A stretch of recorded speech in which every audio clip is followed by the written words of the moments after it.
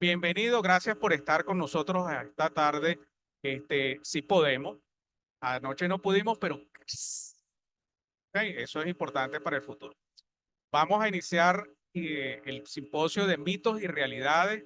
Me acompaña el archiconocido JJ Amaro, quien es internista, cardiólogo, es el secretario de organización, que eso se oye como medio mafioso, pero el secretario de organización es el que encarga de las relaciones con las filiales, de que las filiales trabajen en armonía y ha sido el artífice de que hoy en día las filiales se sientan mucho más partícipes de la Sociedad Venezolana de Cardiología que en tiempos anteriores. Y esto de mitos y realidades. Para mí un mito es el monstruo de Loch Ness, por ejemplo. Yo vi la fotico del animalito ahí desde cuando Rafael estaba joven y yo pensaba que eso era realidad, pues.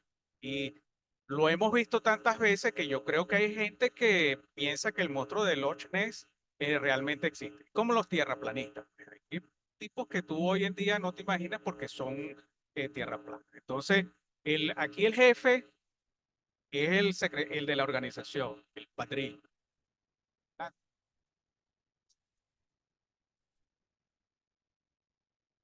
Gracias, gracias. Bueno, gracias por acompañarnos en este tercer día de congreso. Bueno, me toca presentar a Lespira. Lespira es el secretario de la Sociedad Venezolana, el secretario general pues, de la Sociedad Venezolana de Cardiología en la actualidad. Y además es eh, jefe de cátedra de cardiología de la Escuela Luis Racetti de Medicina de la Universidad Central de Venezuela. Y es el coordinador del posgrado de cardiología. Así que este tipo es un verdugo en la cardiología realmente. Yo voy a hablar, definir más o menos los mitos en cuanto a las realidades en cardiología y en medicina en general. Es como yo le digo a los pacientes cuando me preguntan, doctor, ¿qué opina usted del ginkgo biloba? Y el ginkgo biloba es brujería porque no tiene un estudio clínico que lo respalda, que es un estudio de doble ciego, etcétera. Entonces, así de sencillo. Lo que es realidad en cardiología tiene que tener un estudio respaldando la evidencia, y si no tiene un estudio, es un mito. Y probablemente existan muchos mitos que pudieran ser realidad, pero nadie va a hacer un estudio. Por ejemplo, el ajo para la hipertensión necesita un estudio doble ciego con un placebo. Entonces, mientras no lo tenga, será seguir haciendo un mito y brujería. Bueno, entonces, pues de eso se trata este simposio, de realidades y mitos. Y para empezar, vamos a contar con la presencia del doctor Hamid Seifi. Este, Él es egresado de la Universidad del Zulia, de Luz. Es internista, cardiólogo, es intervencionista, es miembro del SOVESI, de la Sociedad Venezolana de Cardiología Intervencionista de Venezuela, y es miembro titular de la Sociedad Venezolana de Cardiología. A él lo conozco desde que participó en las jornadas de egresado de cardiología de qué año, 2010. Y habló precisamente de terapia antitrombótica en síndrome coronario, y ya desde entonces se sabía que el hombre tenía madera para esto. Y él hoy nos va a hablar de realidades y mitos de la aspirina en cardiología. ¿Qué es realidad y qué es mito en cardiología?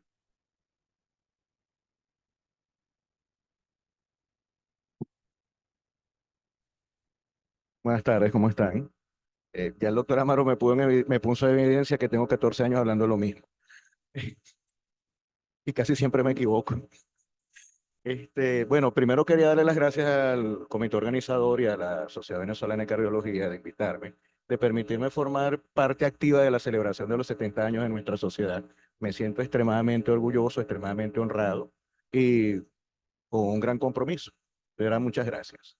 Bueno, y ya entrando un poco más en materia, me fue encomendada la labor de hablar con ustedes acerca de algunos mitos y realidades con respecto a la aspirina. Mi único conflicto, mi único interés ahorita es poderles dar información asertiva, información de valor y poder darles algo que sea relevante. Es el único conflicto que tengo y si no lo hiciera, fuera un verdadero conflicto para mí. hablar de la aspirina no es tan fácil como parece, porque estamos hablando de un medicamento que tiene alrededor de 130 años comercializándose. Y ustedes saben que la mitología es directamente proporcional a la antigüedad del objeto de esa mitología. Entonces hay una serie de cuestiones alrededor de ella que no todas son completamente mentira y no todas son completamente verdad. Además, me pusieron el reto de tener que hablar frente a una audiencia de expertos. Entonces, hablar de mitos, tomando en cuenta lo que realmente es un mito, frente a expertos es muy difícil. Entonces, en base a eso, yo también hice una pequeña investigación lingüística acerca del concepto de la palabra mito y algunos conceptos que pueden estar a su alrededor, que no necesariamente son mitos, pero que a veces están relacionados a él. Como decimos, mitos son interpretaciones o creencias sin base científica, son basados en fantasías o en creencias populares que van de boca a boca, de generación en generación.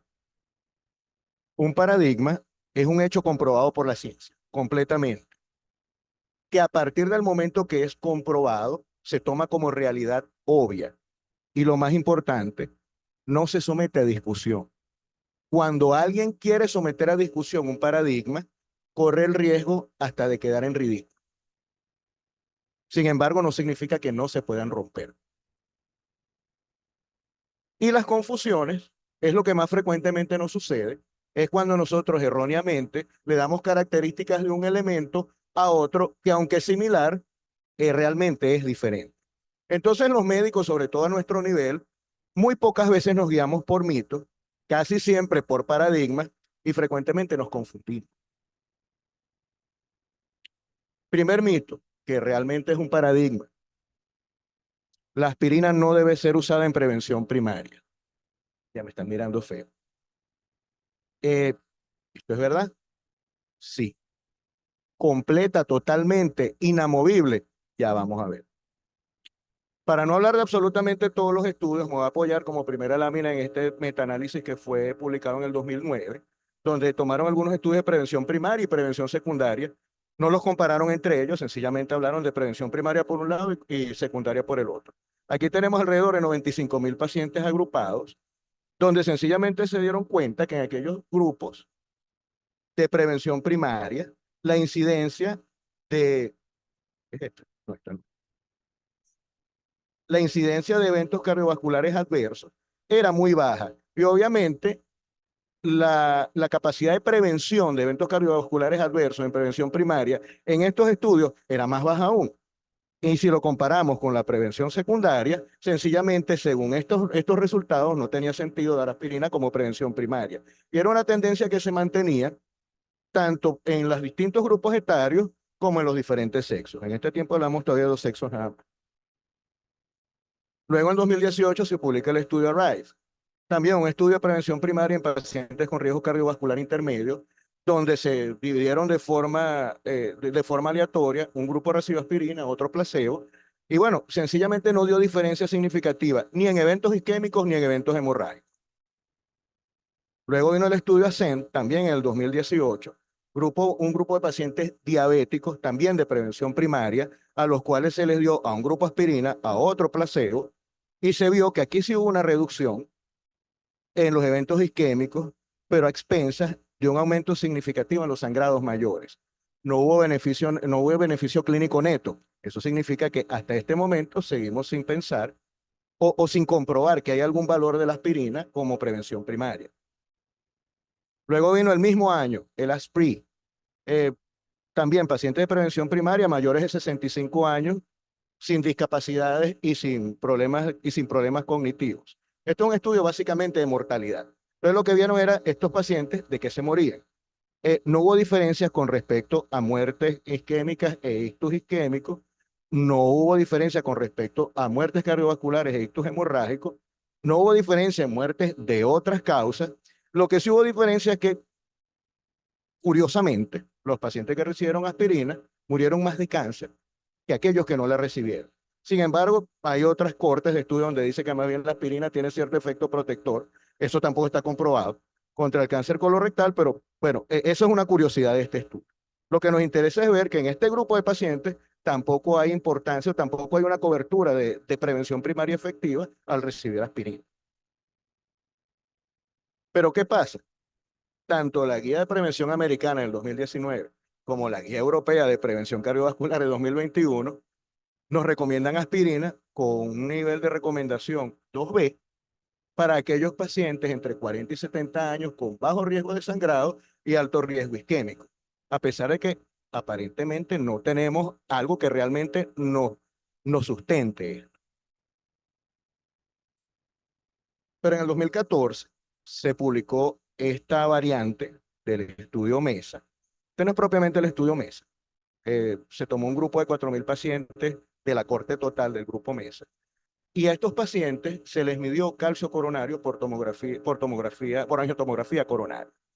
Y hubo una correlación importante entre la cantidad de calcio coronario y el riesgo cardiovascular. Y quiero recordar que estos son pacientes también de prevención primaria, no tienen enfermedad cardiovascular conocida hasta el momento.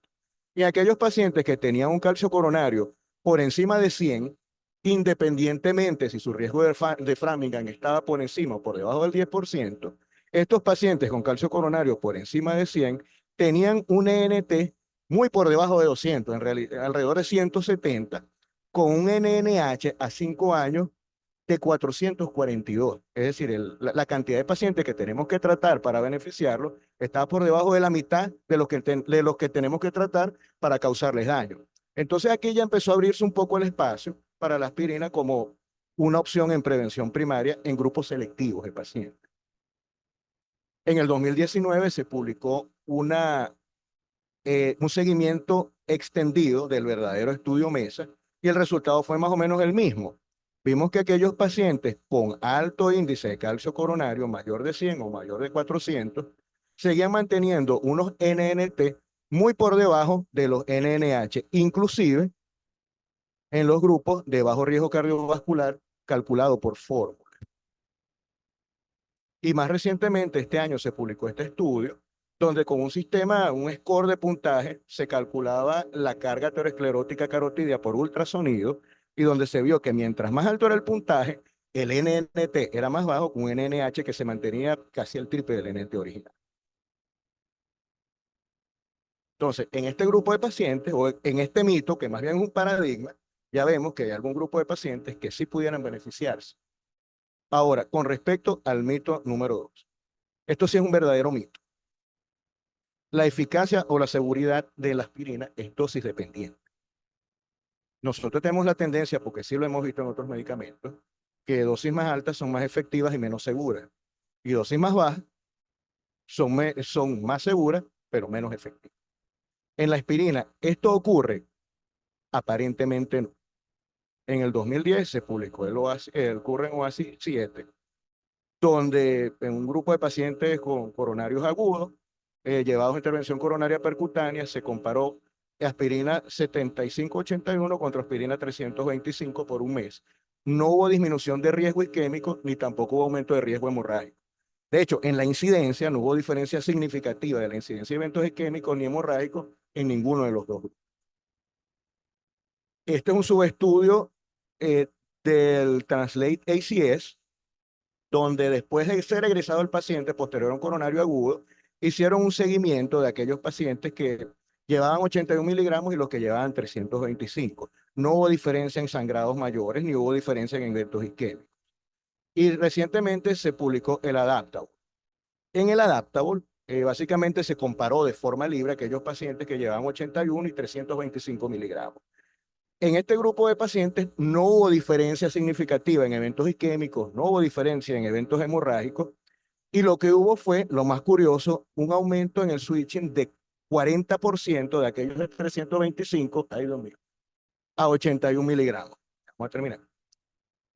Ya vamos a terminar. A 81 miligramos. El dato curioso aquí es que este estudio fue open label. Entonces los pacientes que están en 325 al momento del enrolamiento, ellos están acostumbrados a tomar 81 y ellos querían cambiarse a 81 porque era la dosis con la que ellos se sentían cómodos. Realmente no hubo complicaciones hemorrágicas ni de tolerancia. Tercer mito, una confusión. Ya vamos a terminar. El pretratamiento con aspirina está contraindicado.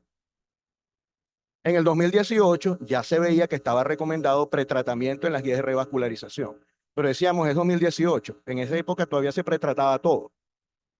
Sin embargo, en el 2020, en la guía de síndromes coronarios en elevación del ST, ya no se recomendaba pretratamiento con P2Y12 y se mantenía la recomendación de pretratar al paciente con aspirina independientemente del plan terapéutico. En la guía de revascularización, en la guía americana de 2021, se mantenía esa recomendación y en la última guía europea de síndromes coronarios agudos sigue manteniéndose la indicación de pretratar al paciente con bajo riesgo hemorrágico independientemente del plan terapéutico que tengamos con él. Entonces, para concluir, la aspirina no debe ser utilizada de rutina en prevención primaria, pero hay grupos que sí se benefician de su uso. Podemos utilizar la dosis que mejor nos parezca, no hay diferencia entre una dosis y otra, y el pretratamiento con aspirina está indicado y debe ser usado. Muchas gracias.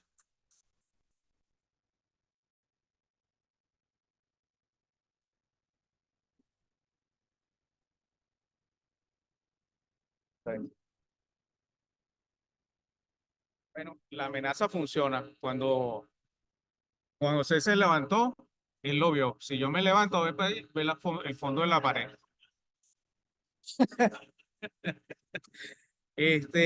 Vamos entonces a continuar con el tema de antiagregación y enfermedad venosa, si tiene utilidad o no.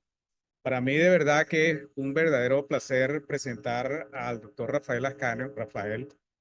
Rafael y yo somos compañeros de grado, de pregrado, y lo que me pregunten sobre él, lo sé. ¿Ok? O sea que él es nativo de un pueblito que está muy cerca de aquí, de Apure, de San Fernando. Fue un alumno distinguido en el liceo donde estudió. Le dijeron a este muchacho hay que aprovecharlo, lo mandaron a estudiar medicina en Maracay y desde allí yo lo conozco. Él es egresado del posgrado de cardiología de ULA y es expresidente de la filial Aragua de la Sociedad Venezolana de Cardiología y además es profesor del posgrado de cardiología en el Cardiológico de Aragua. Y el último dato que le voy a dar es que si aquí hay más egresados del núcleo Aragua de la Universidad de Carabobo, Rafael y yo somos de la cuarta promoción. No saquen la calculadora, por favor. Rafael, por favor.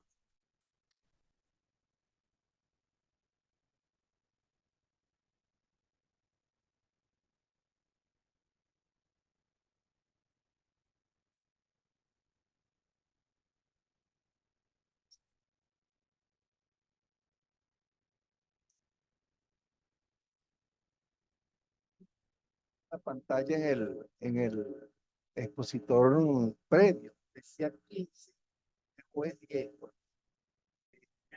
Ah, yo preparé para 10. Pero mira, es que el secreto, el mafia, Ajá, el bueno. padrino. Ok. Tengan todos muy buenas tardes. Gracias, Lempira, por tu gentileza en la presentación. Gracias, doctor Amaro, por la invitación a revisar este tema, el cual haremos en unos pocos escenarios. Debo aclarar que el título dice antiagregantes, pero hasta donde yo revisé, verdaderamente los estudios que hay es con aspirina. De tal manera que cuando digamos antiagregantes, vamos a referirnos a aspirina. Vamos a revisar entonces que en la enfermedad venosa crónica, algunos cirujanos cardiovasculares la indican. Sin embargo, yo no encontré ninguna evidencia en que esta tenga utilidad para control sintomático o para tratar alguna enfermedad o preventiva. En el lado derecho, derecho de la diapositiva, sí ven una imagen que es una trombosis de una vena ilíaca femoral. Cuando se coloca el stent, allí hay discusión en cuanto a la utilidad de la aspirina en la etapa prolongada del tratamiento. Este es un terreno que está en evolución, no hay nada claro, pero hay un documento del 1918 en donde propone que se dé la aspirina después de 12 meses de anticoagulación. Como dije, esto está en discusión. Donde sí hay aspectos que discutir es en la enfermedad tromboembólica venosa. Y es que la aspirina se ha propuesto como una alternativa a los anticoagulantes orales solo en la fase extendida de la anticoagulación. Es decir, dársela a aquellos pacientes a los cuales están en riesgo de trombosis recurrente, pues su primer episodio es un episodio no provocado. ¿En qué se sustenta esta hipótesis? Se sustenta en tres elementos. El primero y muy importante es que hoy en día se sabe que el trombo venoso es rico igualmente en plaquetas. Y se entiende que si el trombo venoso es rico en plaquetas, su inhibición de la agregación podría dar resultados beneficiosos en términos de prevención de fenómenos recurrentes, que es el riesgo que se da en este grupo de pacientes que tienen un evento no provocado. El otro elemento es el bajo costo de la aspirina y el tercer elemento es que como es anticoagulación prolongada en estos pacientes, el riesgo de sangramiento es alto y la aspirina, por supuesto, en teoría, y es así, y así lo demuestran los estudios, tiene menos de riesgo de sangramiento. Para comprobar esta hipótesis, en la década del 90 se publicaron dos estudios. Un primer estudio, que es el estudio Warfasa, publicado por un grupo italiano, y un segundo estudio en ese mismo año del 2012 publica un grupo australiano, el estudio Aspirin. Ambos estudios son metodológicamente muy cuestionables. Tienen poco poder estadístico para llegar a conclusiones valederas en términos de puntos finales primarios o secundarios. De tal manera que en el 2014 se reúnen los pacientes de estos dos estudios, hacen un pool y analizan a nivel de paciente de manera prospectiva y por 2 años la posibilidad de la aspirina versus placebos en términos de reducción de eventos tromboembólicos recurrentes. Y efectivamente, por primera vez y con un estudio metodológicamente más aceptable, hay una reducción de 32% de fenómenos tromboembólicos. En el año 14 se compara el rivaroxaban con la aspirina. Rivaroxaban de 2 dosis, 10 y 20 miligramos versus aspirina.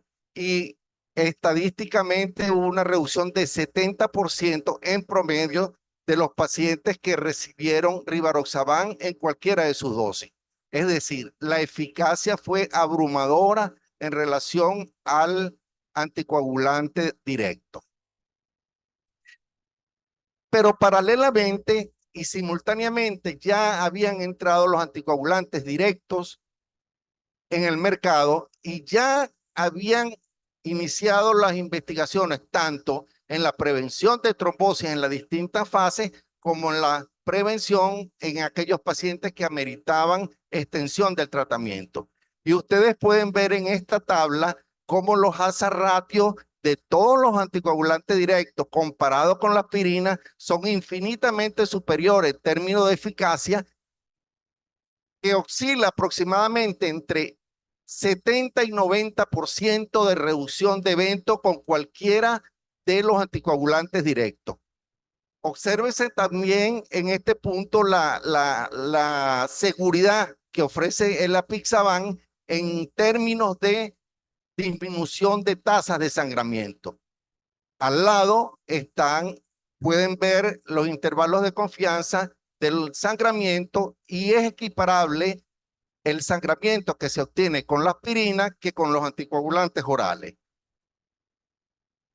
Toda esta información son recogidas en la última guías publicadas desde el año 20 hasta la actualidad. Y ustedes van a ver, y dejé 2 sin meter, y la conclusión es que en todas estas guías se desprenden 2 informaciones. Primero, los anticoagulantes directos orales son superiores en términos de eficacia y son los recomendados de primera elección para este grupo de pacientes en la fase extendida del tratamiento. Segundo, la guía CHES del 21 es la única que todavía rescata que la aspirina podría darse solo en aquellos pacientes que una vez suspendido el anticoagulante no quieran tomar anticoagulante y se nieguen a tomar anticoagulante. En esos pacientes es la única opción que les da esta guía. Finalmente, en marzo de este año, la Guía Española de Medicina Interna publica este flujograma, en donde ustedes pueden observar el tratamiento de las 3 fases: inicial, de tratamiento y extendida, y pueden observar claramente que la aspirina no aparece bajo ningún concepto y solo se le da una pequeña ventana terapéutica a la vitamina K dependiente, que va dirigida a poblaciones especiales que no pueden tomar anticoagulantes directos. ¿Cuáles son esos? Por ejemplo, el síndrome antifosfolipídico y pacientes que tienen prótesis de válvula mecánica, por ejemplo. Pueden observar allí que este es el estado actual del manejo de los pacientes con que se requiera tratamiento extendido. No, la aspirina bajo ningún concepto es tomada en consideración.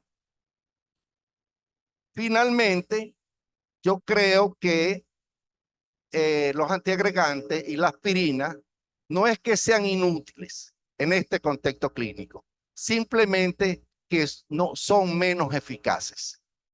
Gracias por su atención.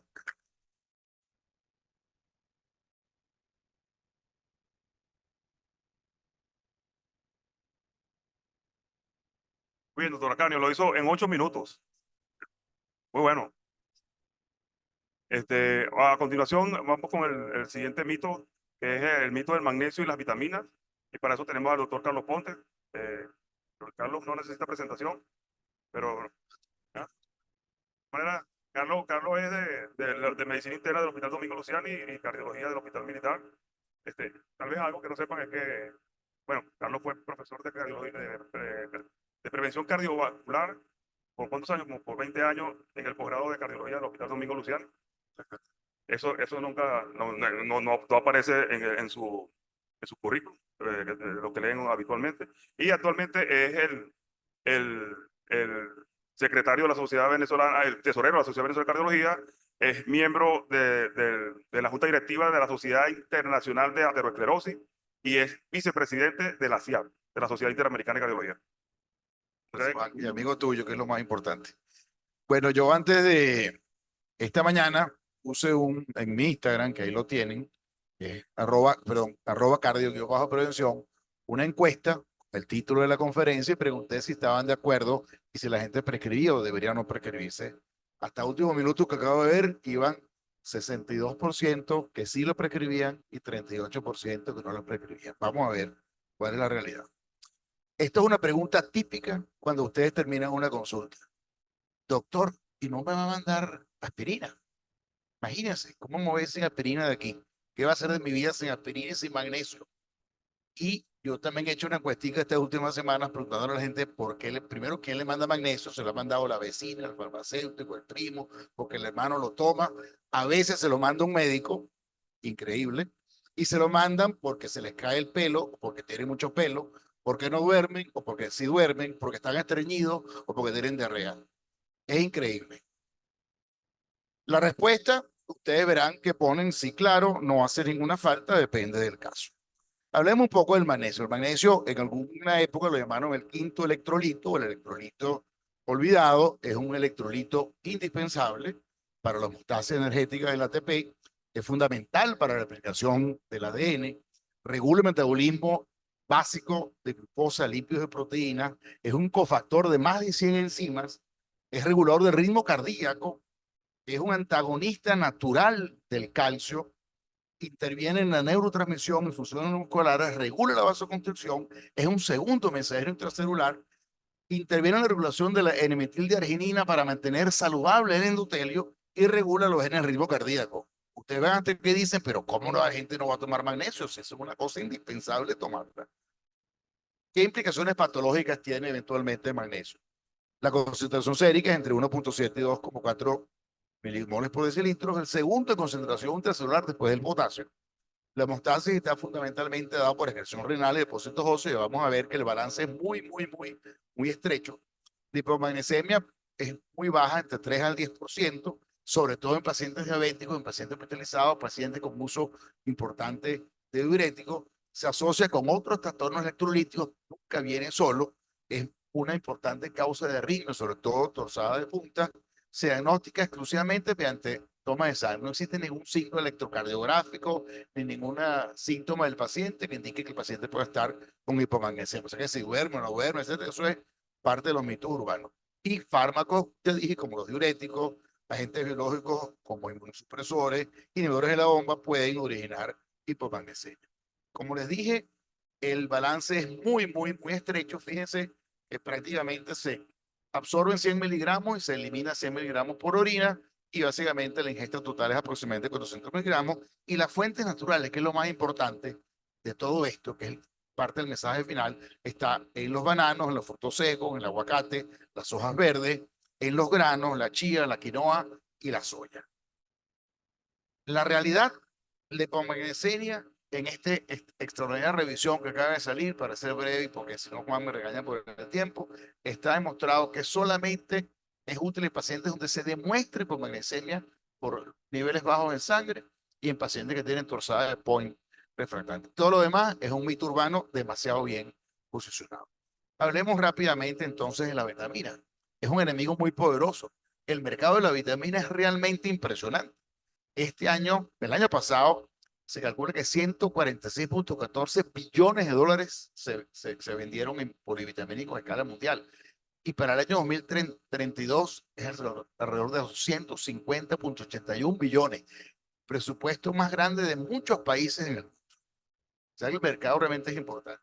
En este estudio publicado en el JACA 2021, que analizó más de 1 millón de individuos, realmente las evidencias con vitaminas, él dice, no, que es que no hay evidencia, hay demasiadas evidencias. No existe ninguna droga en cardiología, yo creo que ninguna droga en ninguna especialidad que haya sido probado en tantos ensayos clínicos para tratar de demostrar algo que nunca ha sido demostrado. En estudios randomizados, el consumo de suplementos vitamínicos minerales, en este estudio particular, es común a pesar de falta de evidencia, que insisto, hay mucha evidencia que no funcionan, y respalda la evidencia en presión, específicamente en enfermedad cardiovascular. El folato y la vitamina B reducen el riesgo de ACV, pero la conclusión depende de un solo estudio hecho en China en poblaciones que tienen bajo consumo de folato per se y no comían alimentos fortificados. En Venezuela, por ejemplo, la harina pan está fortificada con folato.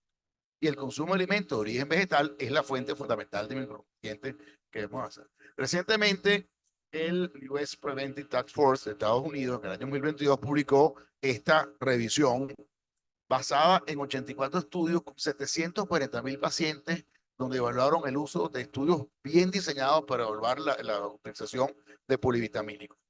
Por ejemplo, fíjense las conclusiones, para que ustedes se lo transmitan a los pacientes y lo transmitan a voz cantante, bien cacareado, para que la gente está perdiendo cosas de la función. El betacaroteno, con y sin vitamina A, aumenta el riesgo de cáncer de pulmón hasta un 20% y de muerte cardiovascular hasta en un 10%. La vitamina D, por favor, si algún endocrino, si no, si tienen amigos endocrinos, díganselo, no está asociado a reducción de cáncer, muerte cardiovascular o muerte total. La vitamina E no está asociada a disminución de muerte total o enfermedad cardiovascular. Y hay evidencias que sugieren que la vitamina A aumenta los riesgos de fractura de cadera, la vitamina E aumenta el riesgo de ACV hemorrágico y la vitamina C y el calcio el riesgo de litiasis renal. Es por eso que las conclusiones de este Task Force es que las evidencias son insuficientes y no hay un balance adecuado entre riesgo-beneficio, que es insuficiente para recomendar que efectivamente el folato, betacaroteno y vitamina E pueden incluso ser perjudiciales y que realmente la fuente debe ser el consumo de vitamina. Por tanto, olvidemos de la vitamina general. Y en razón la vitamina D es tan fuerte la evidencia de que la sustitución no tiene realmente justificación, que acaba de salir este documento recientemente publicado hace unas escasas semanas del grupo endocrinólogo de Estados Unidos, que dice que no se debe pedir mediciones de vitamina D porque realmente hay muy pocas personas que se necesiten de forma justificada. Claro, solamente a personas que haya alguna evidencia clínica de que tienen esa deficiencia es que debemos hacer que gasten ese dinero, que es una medición costosa, es una medición además muy errática y los ensayos son realmente poco eficaces, la medición clínica de la vitamina D. ¿Qué hacer? Esta es la mejor fuente de vitamina B que existe, mano, y en el trópico sobre todo. Díganle a su paciente viejito, no hace falta que se bronceen, ni que se quemen, ni que gasten plata tomando vitamina D. Salgan al mediodía, 10 minuticos al sol, ya tienen suficiente vitamina para el resto de su vida. Y en relación a las vitaminas, el mejor polivitamínico que existe es un plato de múltiples colores, en donde predominen las frutas, las verduras, los cereales integrales, los frijoles y las legumbres, las proteínas bajas en grasa y los productos lácteos. De esto, aquí tenemos estos de la página de pacientes de John Hopkins, que dice, los suplementos de vitaminas y minerales no protegen tu corazón, pueden ser perjudiciales y los alimentos son la mejor fuente de nutrientes que tu corazón necesita. De manera que lo que le podemos responder a esta señora, la respuesta es rutinariamente no.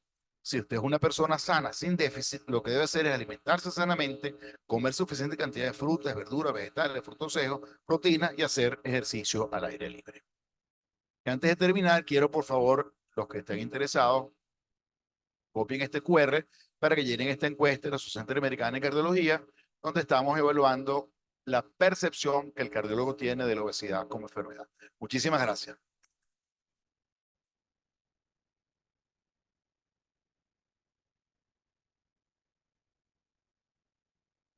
La presión funciona. Funciona tanto que dejó el celular.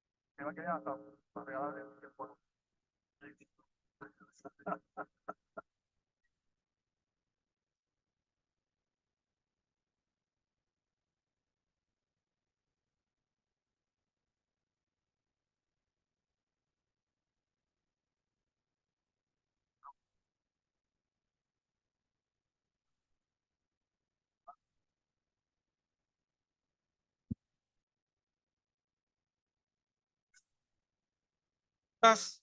¿Aló? Sí, aló. Mientras se conecta el doctor, si hay alguna pregunta, podemos hacer una pregunta de una vez.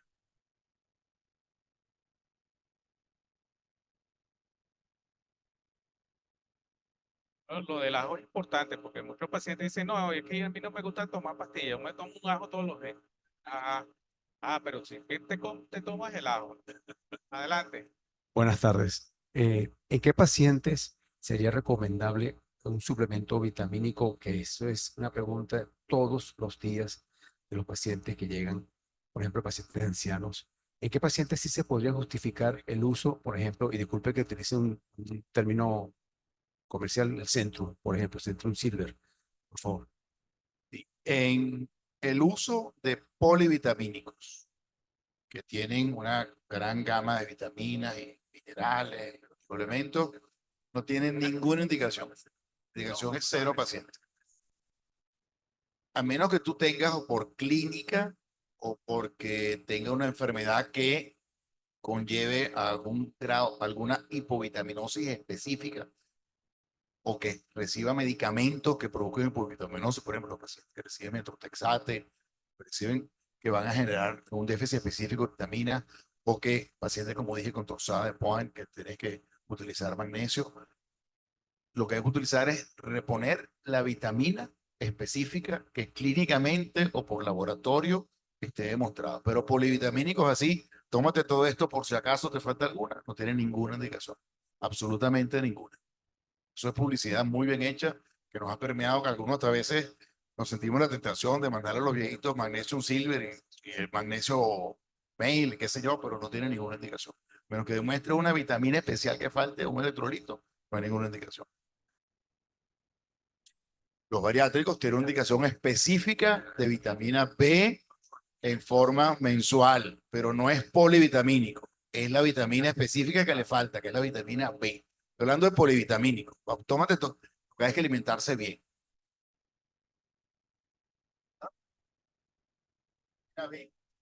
Todos los polivitamínicos. Yo digo las pepas que tienen todas las vitaminas, no tienen ninguna indicación. Ninguna. Sí, Bien, vamos entonces a continuar. Esto nos augura que vamos a tener una buena discusión cuando terminemos. Vamos a presentarles ahora el tema sobre el manejo de pseudocrisis hipertensiva. Para ello, el doctor Luis Homero Ramírez, que nos visita de la ciudad de Los Caballeros, Mérida. Él es egresado del posgrado de la Universidad de los Andes, además es médico adjunto del Centro Médico Integral de la Universidad de los Andes, además que es una excelente persona como todos los merideños, por supuesto, y bienvenido, Luis. Muchas gracias. Muchas gracias. Y antes que nada, pues agradecer a la Sociedad Venezolana de Cardiología, especialmente a mi ya buen amigo y de larga data, doctor Juan Amaro, por tan amable invitación en reciente visita a nuestra ciudad de Mérida. No siempre la atención fue asumida como la noxa que es. Este colega británico llamado John Hay, decía en la década de los 30 que lo peor, lo más peligroso de la detección de una persona con presión elevada era su descubrimiento toda vez que alguien iba a aparecer con ganas de bajarle dicha presión arterial. Respecto a las a las emergencias, hipertensivas, no existían dilemas, había claridad. Paciente hipertenso con síntomas de que la cosa iba a estallar, tenía que ser tratado. Pero hubo una larga noche de casi 40 años en la cual la negación permaneció para tratar la hipertensión arterial. Y es en la década de los 60 que aparece este estudio que marca un antes y un después, que es el estudio de los veteranos, que fue el primer estudio que compara placebo contra tratamiento activo y el cual demostró de manera lapidaria que, por supuesto, iba mucho mejor el grupo que se trataba que el que no se trataba. En el comienzo de la década de los 80, específicamente en el 84, el Joint National Committee realiza una diferencia terminológica y operacional de lo que era una emergencia y de lo que era una urgencia. Y llegamos a los años 90, como así lo muestra esta revisión de la profesora Susan Oparil, donde se engloba bajo el mismo término crisis hipertensiva, que por cierto lo coloca ella misma allí, que era una definición arbitraria, donde se elevaba a la presión diastólica por encima de 120-130, y bueno, allí colocan a la emergencia y a la urgencia, por supuesto, según tuviese o no tuviese toque a órganos blancos. Ahora bien, la crisis hipertensiva engloba entonces cualquier presentación clínica con elevación severa de la presión arterial, con o sin toque a órganos blancos. La palabra crisis, usada dentro y fuera del ámbito médico, es una palabra alarmista, o como diría mi estimado amigo, no sé si está por acá, Leonardo Ramírez, que dije que le iba a tomar su palabra, el término de palabra incendiaria, ¿no? Que me gustó, por cierto, porque es bastante elocuente a lo que me refiero.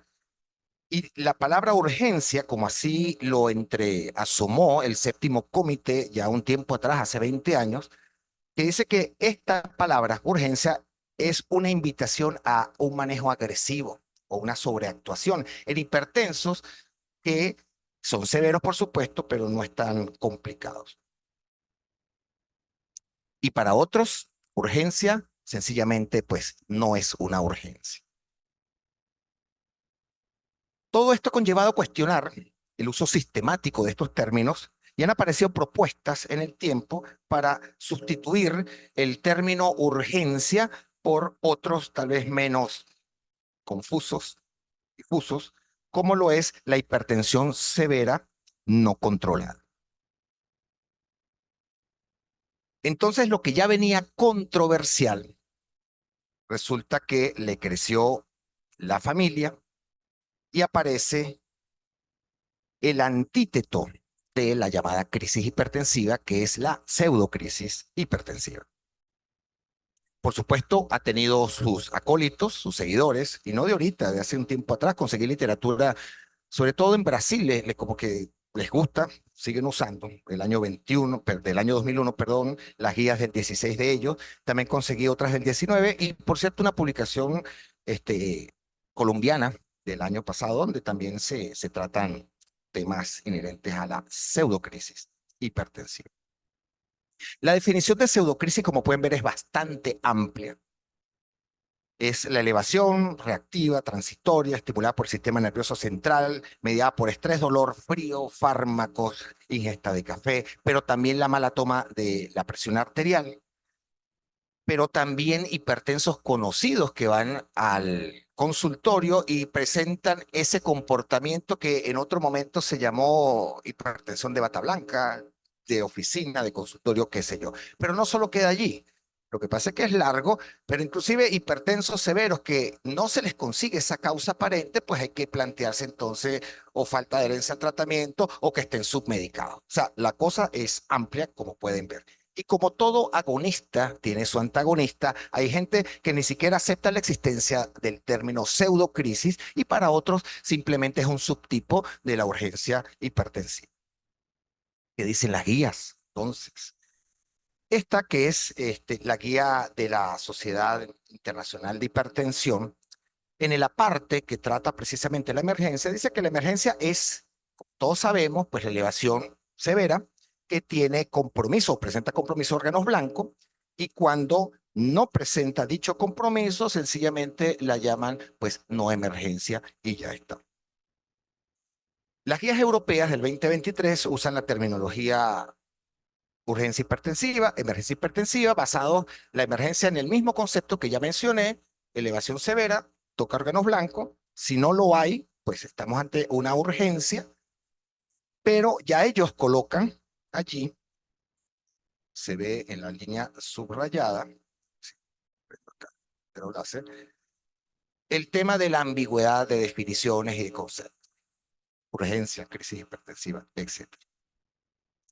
Entonces, respecto al manejo. Fíjense, en el año 2005 aparece este estudio que es argentino, interesante, que ya muestra que un porcentaje para nada despreciable de pacientes que iban a centros de salud presentando cifras elevadas, solamente con ponerlos en reposo, hasta un 30%, les bajaba la presión arterial sin ningún otro tipo de intervención, mucho menos farmacológica. Respecto al tratamiento, esto lo tomo de una revisión española, que sí, así como lo pueden ver en el título, era crisis hipertensiva, pseudocrisis, urgencia, emergencia, y ellos proponen algo que no es desconocido para ustedes. Eso es lo que usamos, paciente hipertenso severo, tiene signos, síntomas que sugieran toque órganos blancos, estamos ante una emergencia, ese paciente va a hospitalización. Si no es el caso, el paciente debe ir a un reposo, repetir la toma de cifras tensionales. Si se posicionan luego este reposo por debajo de 180 a 120, ellos lo llaman pseudocrisis, el paciente se va a manejo y estratificación ambulatoria. De no ser así, luego esos 30 minutos de persistir las cifras por encima de 180 a 120, lo llaman urgencia. Y luego, pues, hay una parte para lo que ellos llaman síndromes hiperadrenérgicos, que no es más sino esos pacientes que tienen desencadenantes, llámese dolor, llámese ansiedad, para los cuales hay que colocar es el ansiolítico, el analgésico, luego le das un periodo de espera, mejoró, se va para la casa, estratificación ambulatoria. Ellos tienen otra parte acá para pacientes con comorbilidades, donde ellos proponen medicar, por su condición de ser paciente cardiópata, y luego hay otro grupo que, bueno, no viene tanto al caso, pero un paciente con trastornos en el fondo de ojo que él se regresaría pues al grupo de toque a órganos blancos. Todos ellos irían pues a ese periodo de reposo, llamémoslo así, y si mejoran, pues para la casa. Esto lo tomo de las guías argentinas publicadas el año pasado. Este algoritmo no difiere prácticamente en nada del anterior. Lo que pasa es que la palabra pseudocrisis no la van a ver por allí, pero el proceder es exactamente lo mismo, no lo voy a detallar. Y luego este, que lo tomo de una revisión del New England Journal, prácticamente lo mismo, paciente con hipertensión severa, tiene signos, síntomas que sugieran emergencia, hospitalización. Si no es el caso, el paciente debe entrar en un reposo. Si de pronto tiene síntomas que sugieran que vienen de la elevación per se, pues ellos dicen que es sensato tal vez usar algún tipo de medicación según sea el caso. Y si no es lo que está ocurriendo, es decir, un paciente totalmente asintomático, pues bueno, el paciente se va para estratificación y seguimiento ambulatorio. Y por cierto, como comentario al pie, si esto que dice aquí urgencia se lo borramos y le ponemos pseudocrisis, lo podemos prestar para la revisión de los españoles.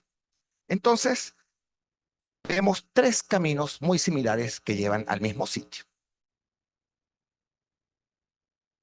Por encima de lo semántico que pueda verse esto, crisis hipertensiva tipo urgencia, urgencia hipertensiva, pseudocrisis, hipertensión severa no controlada, todos pertenecen a lo que pudiésemos denominar presión arterial severa no controlada sin toque a órganos blancos. Y la actuación va a ser prácticamente lo mismo, a pesar de que puedan tener nombres diferentes. La mejor decisión terapéutica se realiza en base a un correcto diagnóstico.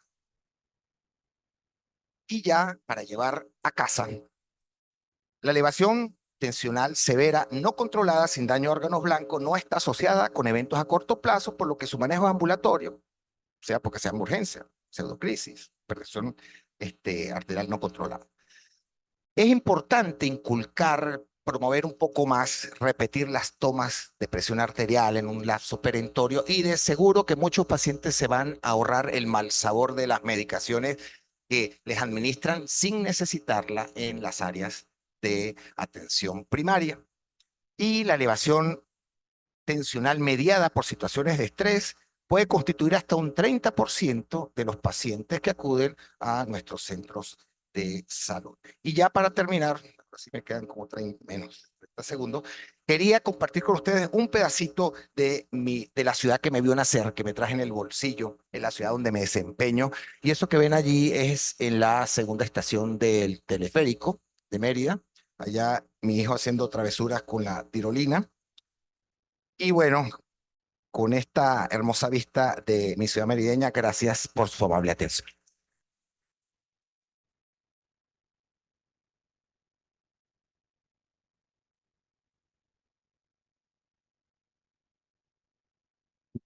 Bueno, entonces ahora vamos con el último mito.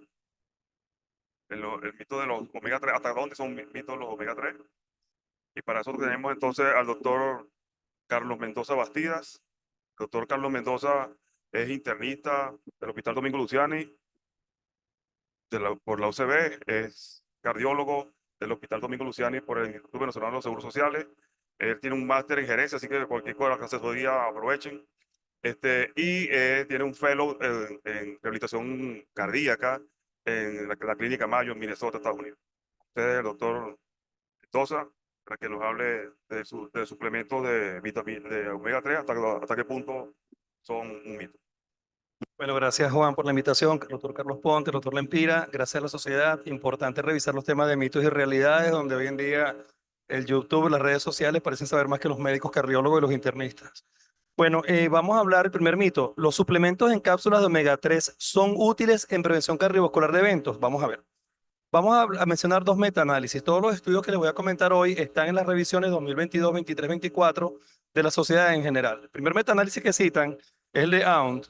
Y en este metaanálisis, cuando comparamos para el punto de enfermedad coronaria, ACV, revascularización, placebo versus omega 3, no hubo diferencia, no hubo beneficio en eventos cardiovasculares. Sin embargo, el comentario en general de las guías es que las dosis de EPA y de AHA eran muy diferentes. O sea, había estudios que tenían 0 de EPA, o tenían 1700, otros tenían 200 de HA, etcétera, y así por el estilo. O sea que la dosis no era uniforme.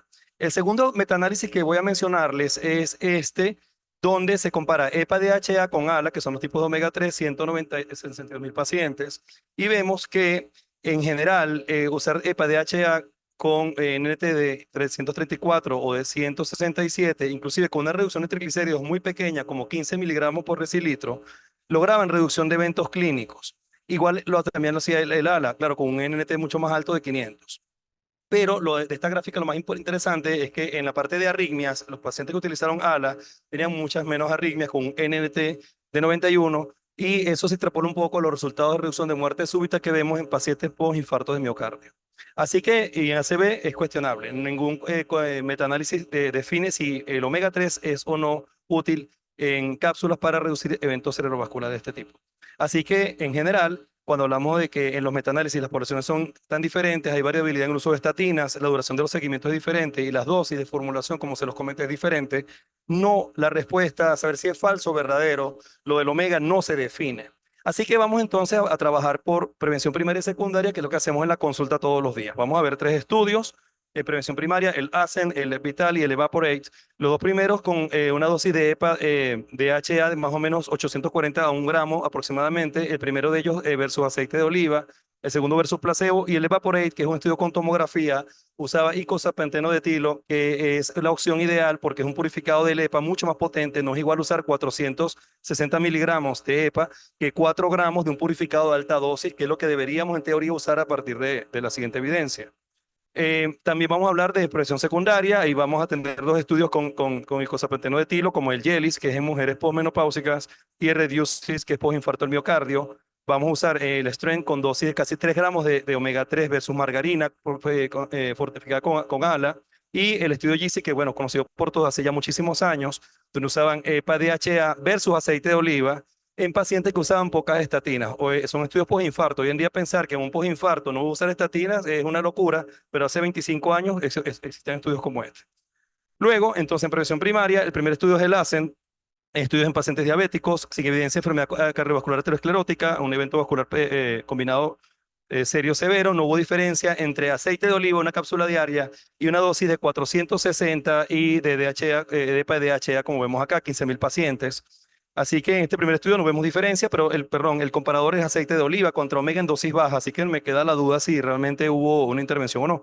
Y en este estudio particularmente no había dislipidemia heterogénica predefinida. Esto es importante porque la dislipidemia heterogénica está relacionada muy probablemente con el riesgo residual y la muerte y la reducción o no de eventos clínicos, como veremos más adelante. El segundo estudio es el Vital. En este segundo estudio ya es igual eventos vasculares mayores con EPA DHA, pero había de cada 10 pacientes, 2 eran afrodescendientes, cosa que vemos en la consulta aquí en Venezuela en general. Vemos que nuevamente cuando comparo omega 3 versus placebo, en este caso dosis no altas de EPA 400 miligramos, de HA 380, no hubo reducción de punto primario de evento vascular mayor, pero cuando vemos la reducción de infarto de miocardio, aquí sí hubo con una reducción de riesgo relativo de 28%, y cuando va a los afrodescendientes, la reducción de riesgo relativo de infarto del miocardio fue del 77%, con una P estadísticamente significativa.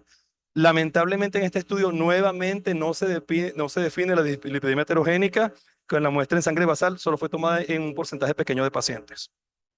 Luego vamos al estudio en tomografía, que veían aterosclerosis coronaria por tomografía, y pacientes con triglicéridos de casi 300, 259, LDL entre 49 y 115. Ya en este estudio empiezan a aparecer los valores de lípidos predefinidos como debe ser. Pacientes en 100% con estatinas, tomaban aspirina el 50% y hacían ejercicio el último mes.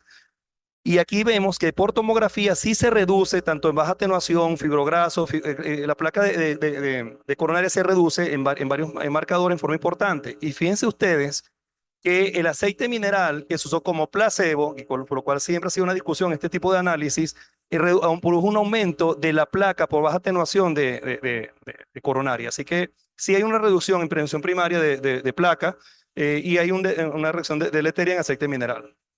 Ahora, en prevención secundaria, vamos a ver los estudios que les comenté, el GISI, el YELIS, el Strength y el REDUCE-IT. Y en el primer estudio que vamos a hablar, que es el GISI, es un estudio ya bastante conocido por muchos de nosotros, un poco antiguo, pero es el inicio de la historia de todo esto. Dosis de EPA DHA de 460 a 380 versus aceite de oliva. Otra vez una comparación interesante, ¿no? Vemos que pacientes con colesterol de 210, LDL 137, HDL 141, triglicéridos 160, aquí hubo reducción, esto es postinfarto del miocardio, inclusive de muerte súbita, lo que hablaba previamente de tal vez la posibilidad de que el omega tenga algún efecto en la estabilización de las arritmias en estos pacientes. Y cuando vemos al estudio en mujeres, el estudio de presión secundaria, este estudio tenía un brazo primario y secundario de presión secundaria, eran mujeres japonesas, que los japoneses comen pescado naturalmente, con índice de masa corporal de 24, o sea, es una población de mujeres delgadas, y cuando con LDL en 181, HDL en 58, triglicéridos con un promedio de 167, con solo tratar a 49 mujeres con icosapenteno de etilo, que es un purificado de EPA, como les comenté, mucho más potente, 2 gramos, sumado a estatina versus pravastatina simvastatina, en pacientes de prevención secundaria, lograba reducir un evento mayor. Y de hecho, la descenso de colesterol era similar en ambos grupos, pero el descenso de triglicéridos fue un poco mejor en el que usó EPA con estatinas en los primeros inclusive 6 meses del estudio. Y el NNT, cuando en los pacientes de este estudio con infarto del miocardio, era de 19, solo tratar 19 mujeres delgadas que consumen pescado con omega 3 de este tipo, icosapenteno de etilo, de casi 2 gramos más estatina, reduce los eventos postinfarto del miocardio, para tomar en cuenta. El otro elemento clave es esos efectos adversos, si produce o no tolerancia. Sí es verdad que hay más efectos adversos, más o menos 4-2 con omega. Sin embargo, el abandono de los estudios no fue significativo. El otro estudio es el STRENGTH. El STRENGTH es un estudio donde comparamos ya dosis más altas, EPA con DHA, estamos hablando de casi 3 gramos contra 22 gramos de margarina, más o menos una cucharada de margarina diaria, de aceite de maíz, pero fortalecida con ALA, o sea, tenía un poquito de omega 3. Claro, yo aquí no sabré, después lo discutiremos en la mesa, si el hecho de que tuviese una margarina de un tipo específico con el ALA modificó o no la curva de alguna forma.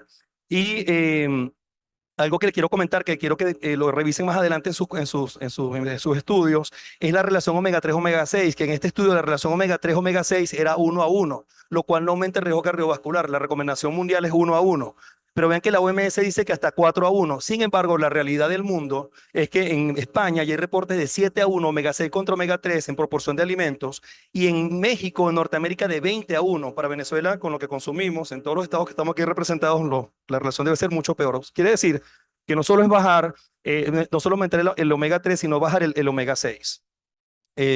Por otro lado, vemos, bueno, perdón, aquí sería la otra pregunta, sería, ¿los omega 3 son efectivos en cualquier dislipidemia? Vamos a ver, este es el Reduce It, un estudio postinfarto del miocardio bien importante. Vean que acá sí está definida la dislipidemia heterogénica con HDL de 40, LDL 41-100, triglicéridos elevados 216 de promedio.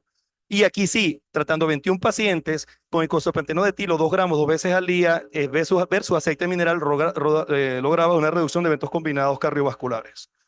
Así que es falso que todos los omega 3 en prevención secundaria puedan reducir eventos cardiovasculares según esta evidencia que les acabo de presentar.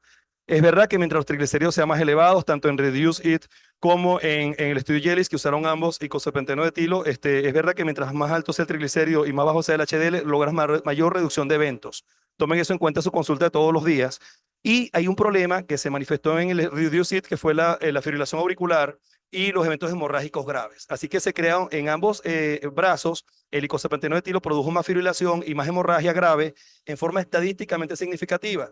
Y aquí tengo a Juan José, que le encantan los antiagregantes y los anticoagulantes, y la pregunta sería entonces, el mito, ¿es peligroso usar omega 3 en postinfarto con aumento de fibrilación y sangramiento? O sea, ¿usted le indicaría 4 gramos de icosapenteno de etilo a su familiar postinfarto? Vamos a ver la respuesta. La respuesta se traduce en el mismo estudio, un seguimiento que se publicó este año, donde la terapia antiplaquetaria estaba en el 95%, la dual en 69%, el anticoagulante oral en 6% y anticoagulante más antiagregante en el 4%, y sin embargo, vean que no solamente no hubo problemas, sino que hubo beneficios a lo largo del tiempo. El NNT bajó a 11, tratar apenas 11 seres humanos postinfarto del miocardio con esta característica de laboratorio reduce un evento vascular mayor en postinfartos, con este omega específicamente. Y el evento adverso no se manifestó como, o sea, la fibrilación y el sangramiento como un problema importante desde el punto de vista clínico. Así que es peligroso usar el omega 3, falso, en sangramiento, este omega 3 en postinfarto específicamente. Los suplementos en cápsula de omega 3 son útiles en prevención cardiovascular en eventos. Bueno, ya lo dijimos un poco hoy. Para resumir y cerrar mi conferencia, en prevención primaria tenemos el Evaporate, donde hubo reducción de placas. Sin embargo, en los estudios que les mostré previamente, también hay comparación con aceite de oliva en algunos de ellos. Y el resto de estudios donde está involucrado el icosapenteno de etilo, hay beneficios con NNT inclusive de 11. Y así que de todas maneras, en todo caso, los suplementos en cápsulas omega 3 son útiles en prevención cardiovascular en eventos. Eso es falso para todos los omega 3, cierto para algunos, sobre todo en infarto, postinfarto del miocardio.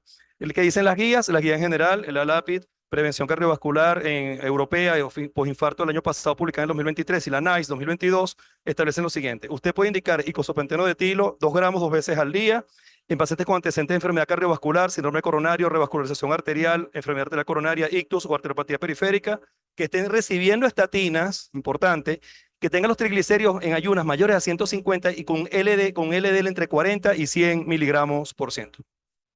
Con la clase es 2B y nivel de evidencia A. Muchas gracias.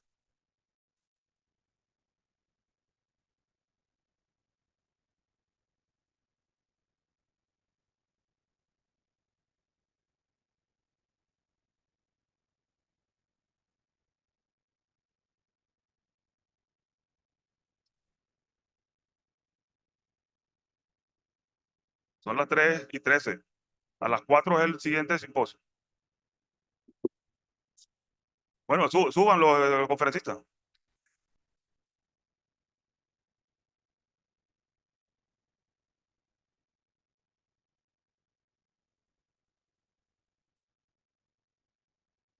Bueno, si tienen alguna pregunta, el doctor. Sí.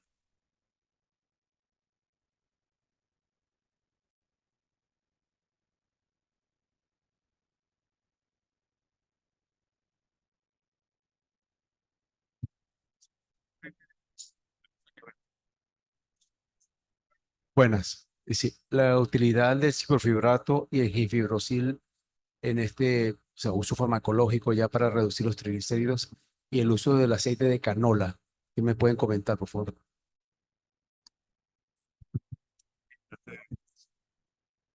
Bueno, sí, esta revisión fue base a cápsulas de omega 3, sin embargo, también hice toda la revisión de alimentos.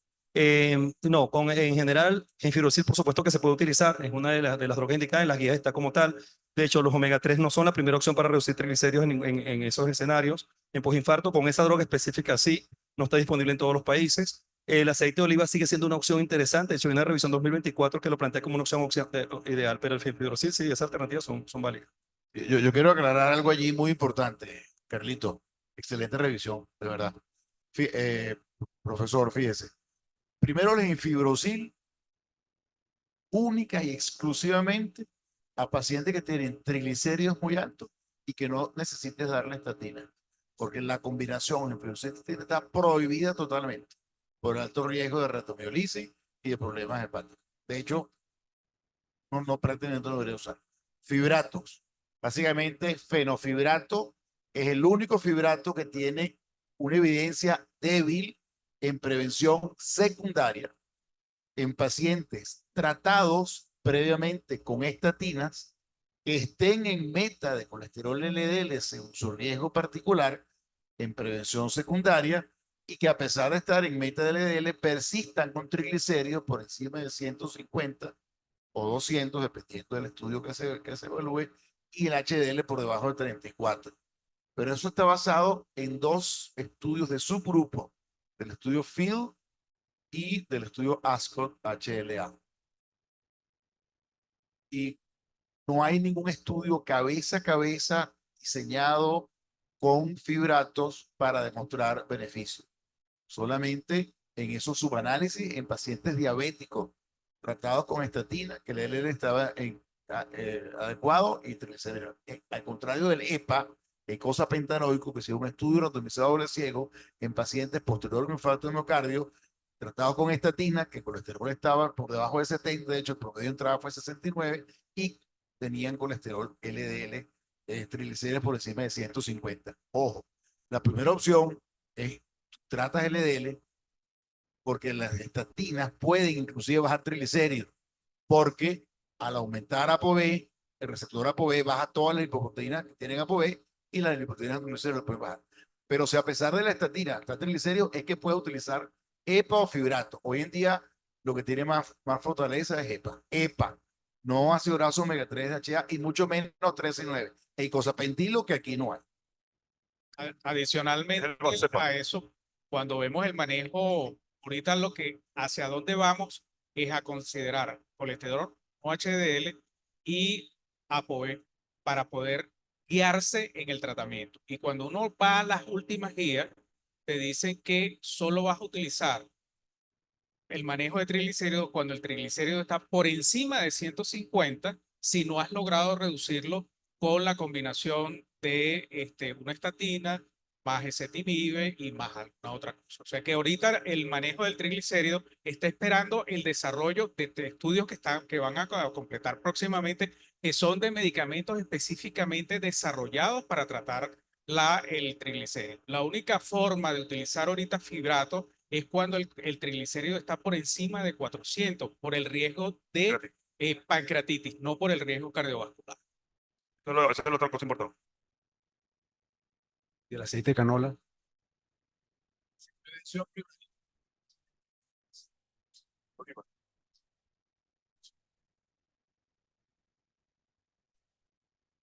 Doctor Buenas tardes. Rigoberto. Excelente charla. Felicitaciones a todos. Una pregunta que no entiendo qué es lo que pasa con la industria que no trae el concentrado de EPA para acá, para Venezuela. Realmente no sé qué falta para que lo traigan, ¿no? Quería hacer un comentario anecdótico. Yo no creí en el tema del ajo para el tratamiento de la hipertensión.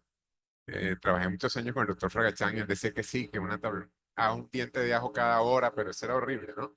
Recientemente haciendo un mapa, vino una paciente, le puse el mapa, la señora tenía problemas en la rodilla, le dije al hijo que trajera el equipo en la mañana. Cuando me traen el equipo, el señor me dice, mire, mi mamá le mandó a decir que a las 3 de la tarde se le subió la tensión y él se comió 2 dientes de ajo. Cuando miro el monitor, a las 3 de la tarde justo, la presión bajó más de 10 milímetros de mercurio.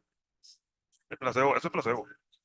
No sé, yo no lo creía. El asunto fue que demoró muy poco tiempo con eso fue todo las placebo. cifras disminuidas, pero realmente sí lo vi. Yo no lo creía hasta ese momento. Yo tuve una paciente hace poco con 250, 140 en mi consultorio y le dije, cuando llega a su casa se toma la atención nuevamente y tenía 130, 80. Yo Bueno, creo que adicionalmente, como él contó una anécdota, yo les voy a contar otra. Y es que yo conozco una paciente que ella decía que no salía embarazada porque ella se concentraba para no salir embarazada. Tienes ahí, muchacho. Eso funciona. Oye, pero, Distraída la muchacha. oye, pero si hay un trabajo con ajo, hay un trabajo con ajo que logra reducir la presión arterial, pero tiene que tomarte 12 granos de ajo al día y demuestra una reducción de la presión arterial, pero son 12. Y después huele a demonio, ¿no? Después huele Pero ese estudio fue controlado con placebo. contra placebo, sí. ¿Sí? Sí, el trabajo está publicado. Baja la presión arterial, Ajá, pero perdón. hueles a demonio y la gastritis son importantes. Sí. Sí. Bueno, nada, pero lo que yo quería intervenir, si tengo la palabra. Sí. Sí. Oye, yo tengo un problema con eso de la bendita pseudocrisis hipertensiva, porque lo que introduce un factor de perturbación.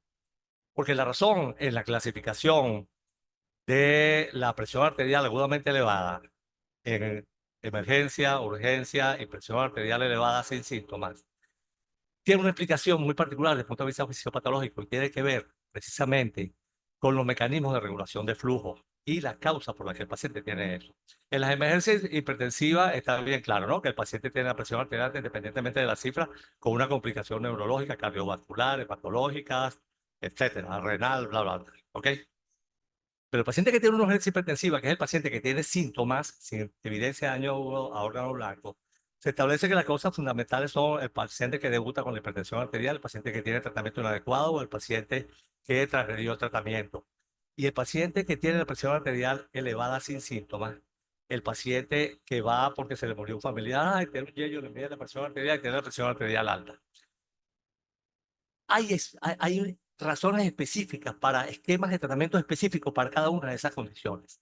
Pero me llama la atención, Luis Romero, que como un flash en una de esas diapositivas que presentaste, que estuvo apenas un segundo la imagen, el texto resaltado en amarillo dice, habla de la reducción rápida de la presión arterial en los pacientes con un diagnóstico de pseudocrisis hipertensiva. Me llamó la atención, eso no se mantuvo mucho tiempo, pero en medicina cardiovascular no hay ninguna razón para el descenso agudo de la presión arterial en pacientes con presión arterial agudamente elevada, a excepción de dos condiciones. El paciente que tiene una emergencia hipertensiva porque tiene una glomerulopatía aguda y el paciente que tiene disección aórtica. No existe otra. Entonces, ¿puede hacer un comentario al respecto? Sí, no decía exactamente bájela rápidamente, no decía lo contrario. Lo que pasa es que por el tiempo, con 15 minutos hubiese podido tal vez abrir un poquito más en los comentarios y me tocó pues condensar bastante la conferencia. Lo que dice, eso es en la cita de la profesora Pademón, donde lo que quería comentar, pero lo obvié por en aras del tiempo, es que ya en los años 90, la otra vez en media, por cierto, estuvimos hablando de eso, yo le decía que esa guía se publica 14 días antes de que me acreditaran como agente 007 por la Universidad de los Andes, ¿no? Nos entregaron el título de médico y todos crecimos, nuestros primeros años de ejercicio fueron en base a muchas cosas que se dicen allí, el uso de nifedipina sublingual, pero que había que usarlo con cuidado, siempre, y la usamos, ¿no? Y Dios es grande, pero por supuesto, no es lo mismo colocárselo a una persona con baja probabilidad de riesgo, pocas comorbilidades, que ponerse con una persona de 70 años aterosclerótico, o sea, eso puede ser fatal, de hecho eso está más que proscrito, ¿no? Y allí mismo donde decía que había subrayado es que ya en ese momento se esbozaban conceptos de lo que hoy día llamamos la curva de autorregulación cerebral, que es donde mejor se explica. No es que sea del cerebro, es de todos los órganos, pero allí se entiende muy bien la curva, cómo se va a la derecha, cómo se va a la izquierda. Pero allí no decía bájela de manera rápida, sino tenga cuidado. Eso es lo que decía y que estaba resaltado en amarillo. Lo que pasa es que muchas cosas por decir, pero muy poco tiempo. Pues, Quiero decir algo muy breve, porque veo mucha gente joven, cosa que me encanta porque hay futuro. En ninguna de las diapositivas de Luis aparecieron dos letras, SL. Olvídense del tratamiento sublingual, pero el tratamiento de la hipertensión, captopril y todo eso. Elimínenlo de su mente. y otra, el orégano. No, ya hablando en serio, y respecto, dos palabras a lo del captopril, que también me hubiese gustado colocarla, porque se prestaba para eso, ¿no? Hay publicaciones que compararon la administración sublingual de captopril y medicación oral, y la ventaja que toma la administración sublingual es de una ventaja que dura como por 20 minutos, a los 60 minutos o antes inclusive están empatados, y como claramente hay evidencia de que esto no es una carrera de velocidad, sino es de mantenerse en el tiempo, entonces esa ventaja muy entre comillas de la administración sublingual, que por cierto, no sé si les ha ocurrido con pacientes que llegan, doctor, eso sí es amargo, o peor aún, una vez me llegó uno con unas aftas después que le metieron, por cierto, y un poquito trayendo a la conferencia, porque se van de apurado, porque con la primera toma de presión arterial empiezan a colocarle lo que no necesitan. Bueno, amén, gracias a Dios que más bien es captopril, ¿no? Que es una cosa un poquito menos agresiva, pero ni les cuento las inyecciones de furosemida, o peor aún, wow, o sea, se practica mucha magia negra. La Y clonidina, todo- ¿no? La clonidina. y por supuesto se practican muchas cosas que son producto del desespero, de no esperar un poquito. Por eso es importante insistir otra vez, oye, espera, en estos días me pasó, ya para cerrar el comentario, tuve una paciente asintomática, pero la estaba viendo en Camiula. Por supuesto, yo allá no tengo las condiciones ideales para tomar presión arterial. Toca a la usanza antigua, ensimismado del paciente, dale, tenía 240, 120 o algo así, ¿no?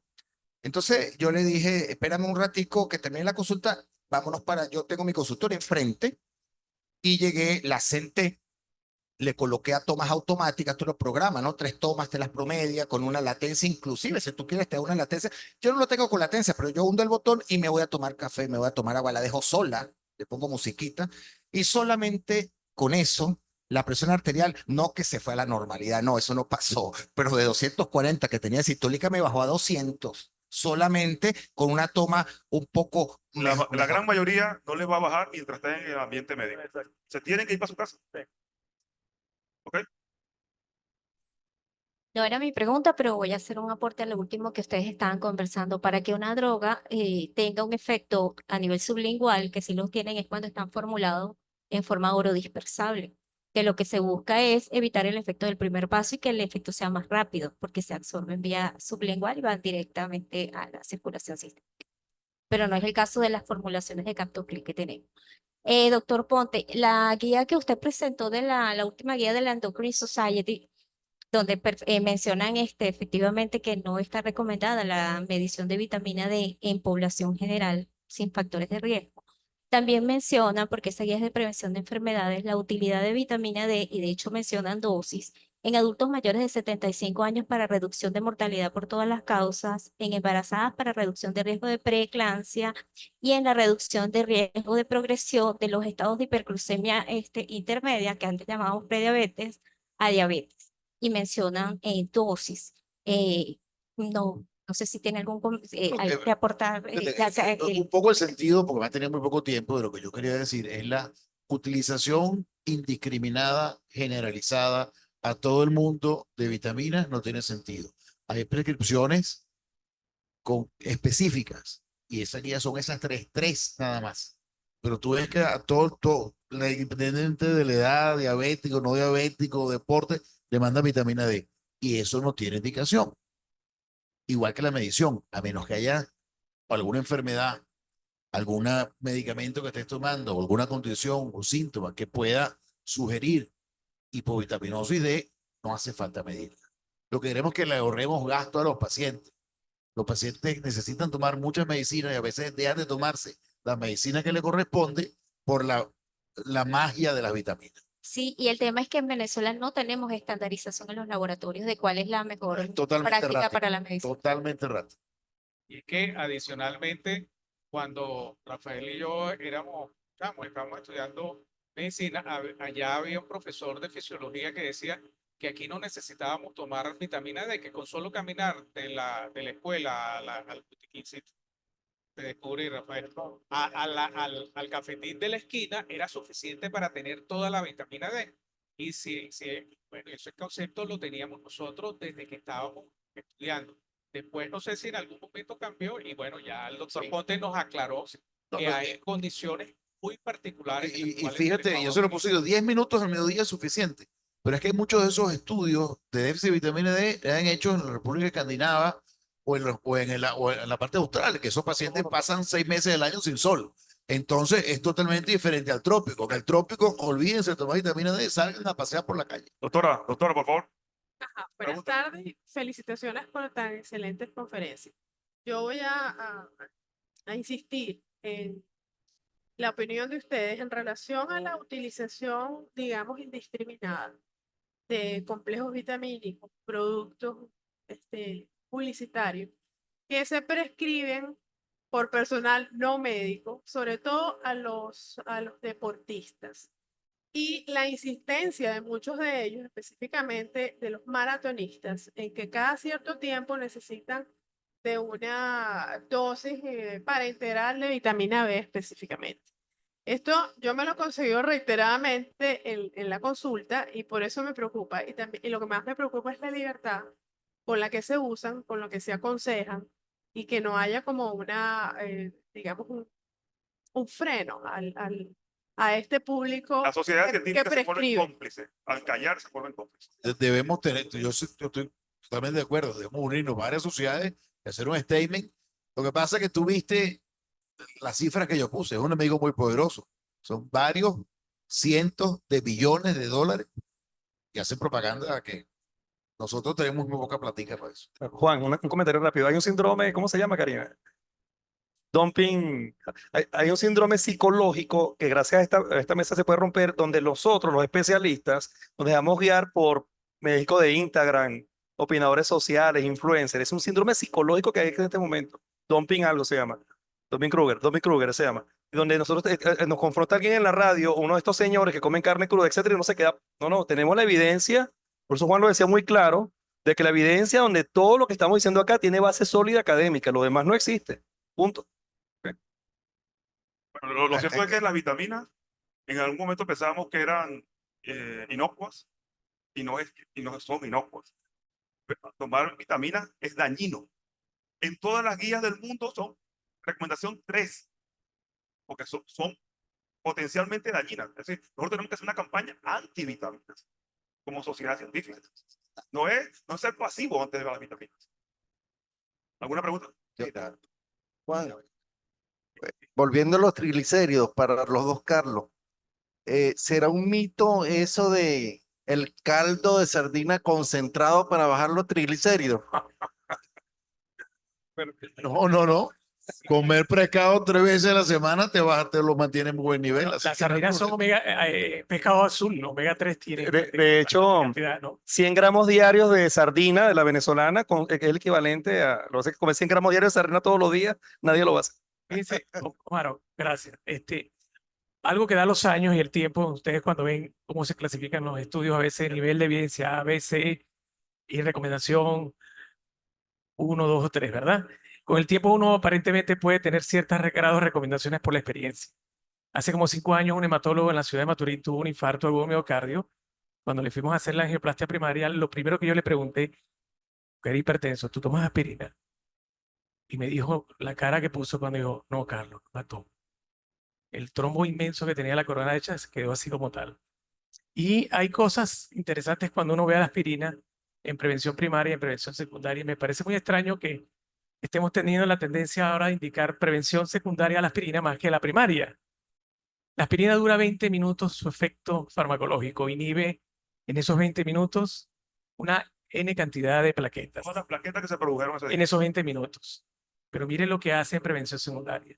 Yo creo que con el tiempo tendremos que reformular otra vez el uso en prevención primaria, porque la experiencia que me dio 1C en ese momento con el hematólogo fue muy Bueno, marcadora, ¿no? bueno, eso no. Y por último, para la otra pregunta, no la pregunta, el comentario a Luis Homero. Luis, nosotros los médicos estamos tomando mal la presión arterial. Yo no sé si ustedes sabían eso.